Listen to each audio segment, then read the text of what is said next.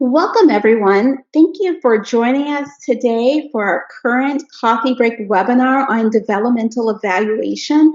What is it and how do you do it? Hopefully, you have a cup of coffee with you, and if the weather is like here in Dayton, Ohio, where you are, then you have a cold cup of coffee. Before we get started, let me go over a couple of housekeeping items. It's important that you have an opportunity to ask questions, so use the question function on your computer to be able to do that. And we have with us today Elise Hopes, our outreach coordinator, who will be helping to moderate the Q&A as well as address any questions or computer issues that you may have. And then also, let me introduce myself to you as well. I'm Lana Rucks. I am principal consultant of the Rucks Group, and the Rucks Group is a research and evaluation firm that gathers, analyzes, and interprets data to enable our clients to measure the impact of their work. We were formed in 2008, and over the past several years, we've had the privilege of working with a variety of clients, primarily within higher education, on grants funded by private foundations and federal agencies such as the National Science Foundation, Department of Education, and the Department of Labor. To create the context for today, I want you to think about when you've renovated a space or remodeled a room, and if you're like me, you had expectations of something like this: very pristine, a nice clean space. And if you're also like me, the reality of family intrudes, and the way the room looks is probably more like this: not so pristine and a little messy. Well, that can happen too when we're talking about grants. When we're planning out a grant, we have expectations that things will go a certain way, but then reality hits, and some of those emerging factors impact on otherwise well-crafted plan. And I think that this brings into the importance of what developmental evaluation is. Developmental evaluation is really intended as a structure for handling the messy, the unexpected aspects of implementing a new initiative. Developmental evaluation used to be a concept that was primarily discussed among evaluation circles, but I'm starting to see that conversation is moving beyond the evaluation space. For instance, in a recent funding opportunity announcement by the DOL, there was a reference to an encouragement to use developmental evaluation. So with that as context, there are a couple of things that I wanted to be able to do during our time together. One, I wanted to define what developmental evaluation is. But then I want to try to simplify that and give some information about what that actually looks like in practice, as well as providing some examples of how to actually incorporate developmental evaluation into an initiative. And then, of course, want to be able to answer your questions. So again, make sure to use that chat function on your computer. So let's start first by talking about what is developmental evaluation. So developmental evaluation was originally introduced into the literature by Michael Quinn Patton, who is a prolific writer on evaluation. And he defines developmental evaluation as the following. He says it supports innovation development to guide adaptation to emergent and dynamic realities in complex environments. Let's try to unpack that just a little bit. So in regards to supports innovation development, so developmental evaluation is really relevant to new ideas and new initiatives and to projects that have not really been well established or initiatives in which there's not a lot of research associated with it, even in regards to just how to appropriately implement. The other piece to this is that it's intended to guide adaptation. So it's helped to provide insights into how to be flexible and how to adapt to situations and occurrences that are not expected. And this is going to happen because they're being implemented within an emergent and dynamic realities. So I know for many of us right now in the current context with COVID, there's a lot that we've had to adjust in terms of emergent and dynamic realities. But even in normal situations, very often implementing new initiatives can occur within these emergent and dynamic contexts. And then the environment in which they're being implemented is complex. So you take all these factors together, and there's just a lot of variables that are impacting on how the project is being implemented. So that gives you a sense of what developmental evaluation is in terms of its denotation. Let me see if I can try to put some meat on the bones by thinking about the characteristics or some of the connotations associated with developmental evaluation, at least the connotations that I think of. So this is really from my perspective and trying to really unpack what exists in the literature around developmental evaluation. So the first characteristic that I think that is characteristic of developmental evaluation is that it reflects high level of interest in learning by the project team. Let me give you an example of that. We work with a project that was funded by the Department of Labor, and the purpose of this project was really to create a national model for flexible apprenticeships to increase the pipeline of workers in a high demand area. Now that seems like on the surface a garden variety evaluation project. But what's important to know is that in this context, the project team partnered with an evaluation entity even though the funder didn't require it. And that's in large part because they wanted to make sure that that learning and that evaluative information was intentionally being gathered.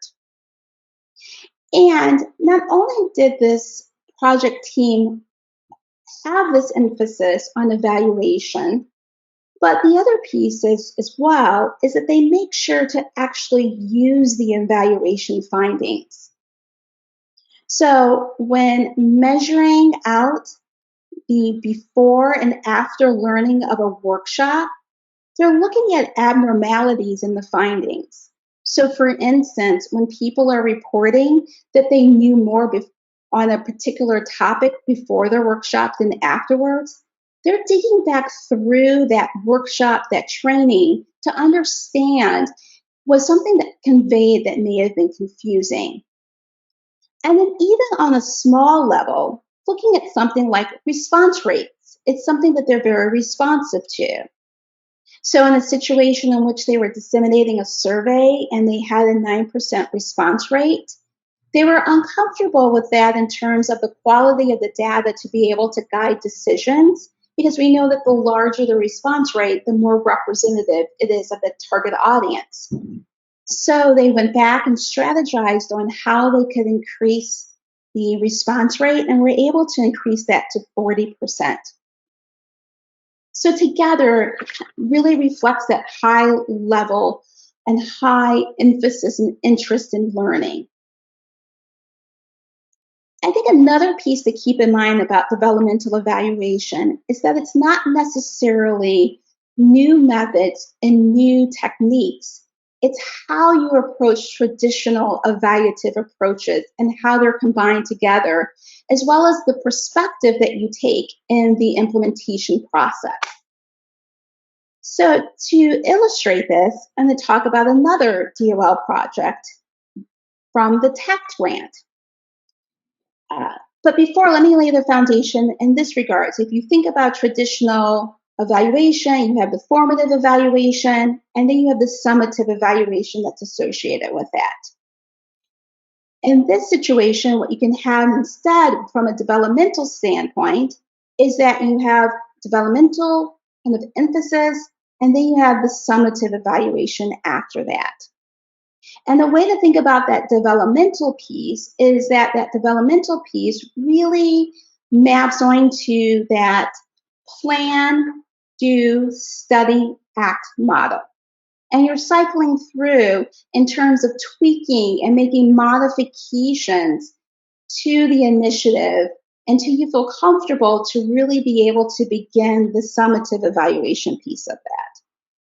So, as I was saying, I did want to talk about another DOL grant, in which, in this particular situation, the project was really focused on being able to provide displaced and incumbent workers an opportunity to quickly advance their credentials in the field with job openings. So, on a rolling basis, they were participating in a credentialing program. And so, what was really important was retention and completion of that program. And so, over a 21-month period, we tracked out retention rates. And this is what retention rate looked like over that time frame. However, I should highlight that those first 4 cohorts were really focused in on developmental evaluation, in which there was a lot of consideration, a lot of changes in terms of how the project was being implemented. And then once that phase was completed, then the actual outcomes or the summative evaluation was conducted. So that's important because in that first kind of new learning phase, retention rate was close to 48%. But once a lot of the new tools and resources were implemented, retention rate was actually increased to 63%. So this is a way in which developmental evaluation can be folded into an evaluation, even though you're still primarily looking at and interested in summative evaluation components. So let me pause there for a moment and see if there are any questions. Elise, does anyone have any questions so far? Hi, Lana. There is a question. So, you touched on the relationship between formative and summative evaluation and developmental evaluation. Could you explain a little bit more about the connection? Yes. So part of this is like my own way that I think about the relationships between these 3 concepts. So I'm just going to call it formative, summative, and developmental just to make it simpler. So formative is about implementation, and summative is about outcomes and to some extent impact as well. The way that I think of developmental is that it's a cycling through a formative and summative so that you're implementing and then you're seeing what's happening and you're implementing, you're seeing what's happening. So it's much more of a cycling through in regards to how you're approaching the evaluation. But there can be definitely times when there is, like I said before, a hard stop where you're not tweaking anymore and you are doing kind of a traditional summative evaluation approach. So that's kind of how I see that relationship between those 3 different components. I should also say to you that if you, even when you're looking at the literature on developmental evaluation, one of the senses that you may get is that the real difference between evaluation in terms of, developmental evaluation in terms of its approach versus formative is a matter of degree. So with formative, there may be smaller tweaks, but with developmental, there may be much larger changes. So hopefully that kind of background helps in understanding what the relationship is between those 3 different concepts. So, Thank you, Lana. That's all for now. okay, fabulous. So let me go on and talk about a couple of more characteristics of developmental evaluation. I think another characteristic of developmental evaluation is really related to how the evaluator is really empowered to play a consultative role. So let me talk for a minute about what I mean by that. So when you're talking about definitions of evaluation, there's really a common definition that's used with evaluation. And a lot of that is really centered around this idea of determining the merit, worth, value, or significance. Okay? So then there's a more developmentally inspired definition as well. And in that definition, it's much more focusing on the use of social science research methods to systematically investigate the effectiveness of social intervention programs. And what's really key about that in terms of the differences in those definitions is that that first definition is much more focused on the accountability and the judging piece, whereas the second piece is much more focused on the improving and the learning piece. And so, depending on what definitions that you bring to the project will impact on what the evaluator's role will be, as well as the perspective that the evaluator will bring to the project as well. And this has implications in regards to how the project team works together. So, another aspect of this is that in thinking about the project team, when you're thinking about the evaluator playing a consultative role, you're looking at the evaluation from a much more team perspective. And you're looking at it much more from a collaborative perspective. And that one piece that the evaluator is striving to do within this context is that the external evaluator is really trying to translate the evaluation findings into action-oriented data. But what's really key to be able to do that and to really be able to accomplish that piece of it is that the project owners have to provide some transparency on the challenges and issues. And by the two entities working together in this way, the external evaluator can help to identify additional data gathering approaches, additional insights in terms of looking at the data that may be able to help the project owners in terms of dealing and addressing some of the challenges and issues that they're encountering. I did want to just go back to a moment too when I was talking about the definitions of the differing definitions related to evaluation. I want to make clear that I'm not saying that accountability is not an important part of the evaluation. I think it is. And I think that accountability and what I call is the proving part is really key. But I also believe that proving is nested within improving. And if you focus in on the improving and you focus in on the learning component, you will be able to take care of the proving component. And that, but you won't necessarily be able to take care of the improving if you're only focused on the proving component. And then the final characteristic that I think that exists around developmental evaluation really relates to addressing ongoing emergent factors.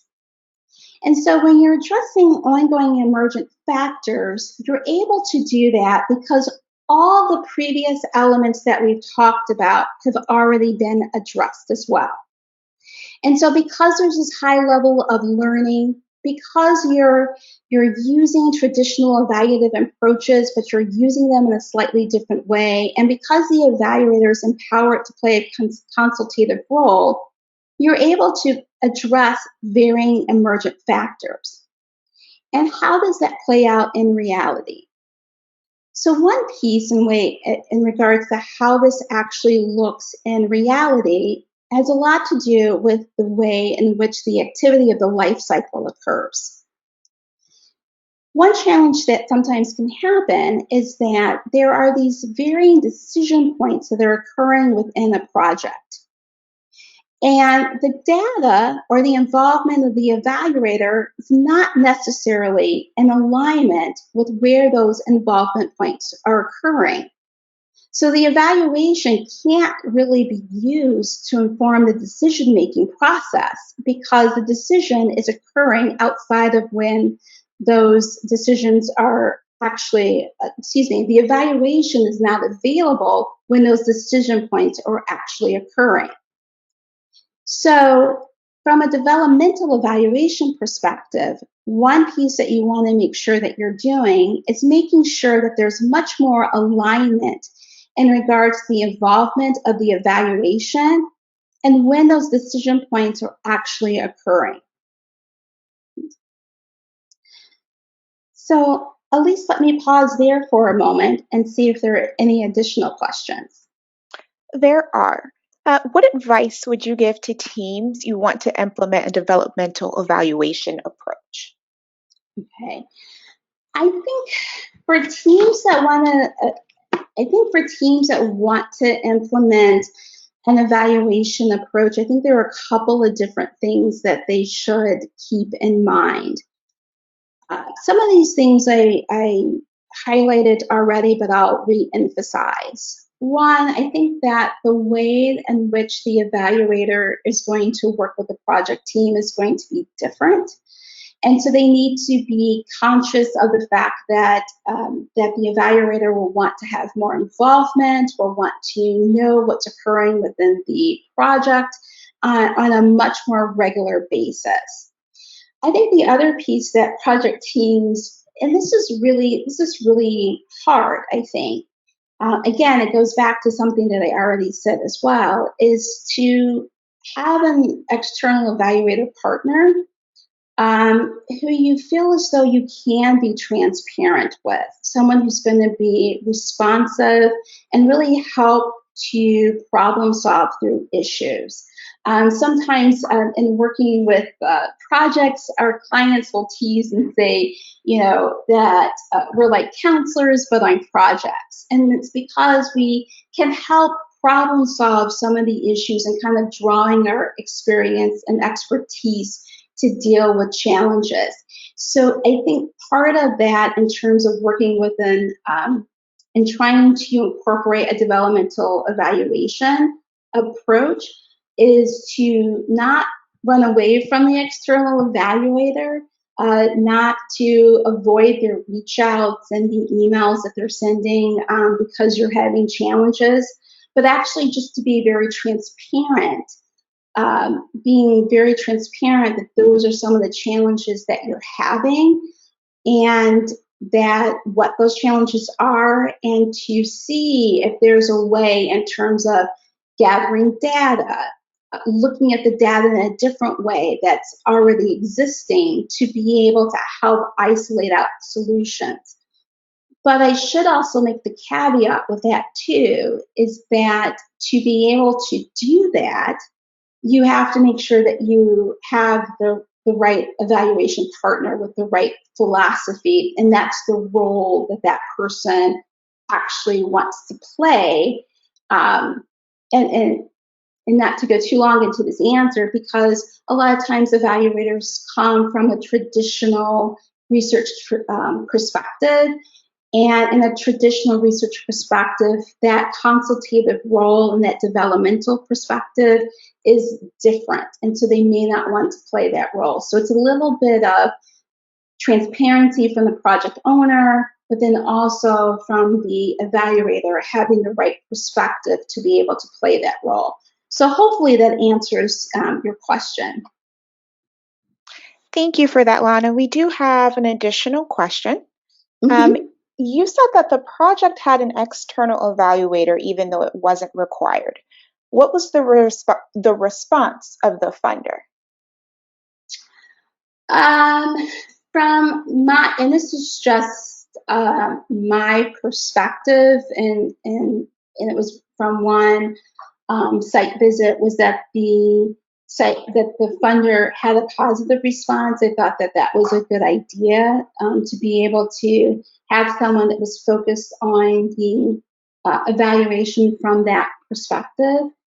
And I should say too, from with that particular project team, they would probably, because they are very learning oriented, they probably would have had some way of making sure that that information was being gathered. But I think that their impetus for wanting just to contract with us is because we had worked with them.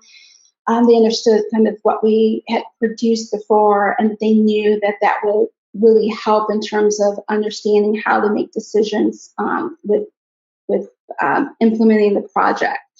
So overall, the response to that from the funder was positive, and I think that our experience in working with them in that role has been positive as well. Thank Okay. you. It looks like we have time for just one more question. Oh, okay. Uh, it starts with, this sounds familiar.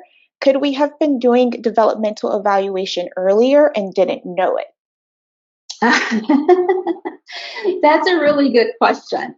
And it is very possible in terms of your, if you do have a high perspective on learning, that if you are really trying to figure out how to tweak the project, and probably by, in some ways, in trying to problem solve, you were definitely incorporating elements of the developmental evaluation.